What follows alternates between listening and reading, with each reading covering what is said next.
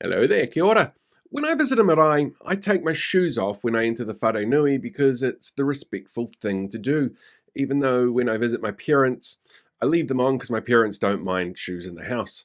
On the rare occasion when I go to a church for something like a wedding or a funeral, I don't refuse to follow the customs because I'm not religious.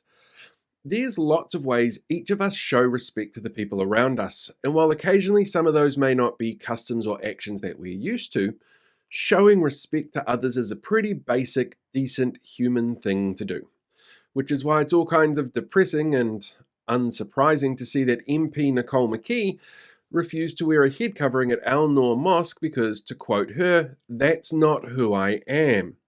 Now, this is a minister who wants to loosen gun laws, who was visiting a group of people directly and tragically impacted by the laws that she, as a gun lobbyist, directly pushed for, that played a part in the events on March 15. She chose not to show the most basic sign of respect. But even the phrasing of "that's not who I am" is heavily loaded. After the events of March 15, the phrase "this is not who we are" made the rounds on social media. It appeared in posts as profile picture additions. It was a simple way to show the world that as a country we abhorred the events of one deranged individual who caused so much pain, as we stood in solidarity with the community that was impacted by that. That use of the line to individualize her reasoning to not show respect to the customs of the victims of that event feels like a deliberate jab at them, and at anyone who is offended by the shooter's actions. But her actions definitely speak to certain people. Yesterday, 3 Muslim schools around Auckland were closed after threatening videos involving guns were sent to them in what coalition supporters are calling a false flag event that may have been set up by media. The actions here speak louder than words, like the action that she took to covertly and quickly change gun laws without full process, without public feedback and consultation, in a manner so fast officials couldn't even put together potential impact statements on whether or not those changes would have put public safety at risk.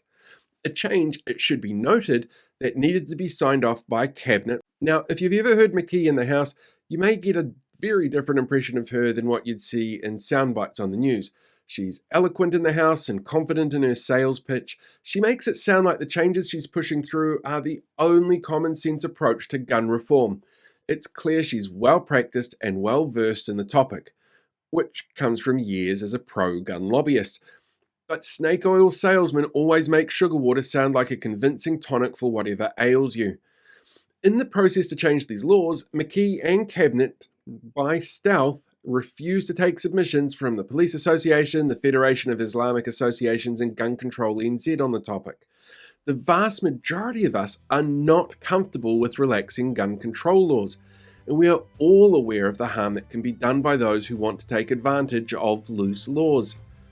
Well, most of us are aware. It seems that for at least one MP, that's just not who they are.